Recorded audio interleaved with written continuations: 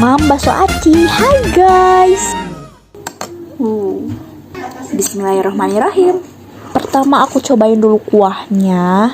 Ternyata kencurnya berasa banget guys. Ini enak. Bakso acinya. Kuahnya juga ngaldu banget. Ada isiannya. Untuk bakso acinya sih biasa aja ya guys, karena ini kayak cilok. Dan tadi tuh aku tambahin masako ya guys, biar asin, soalnya kurang asin guys. Nah ini aku pesannya di GrabFood ya guys.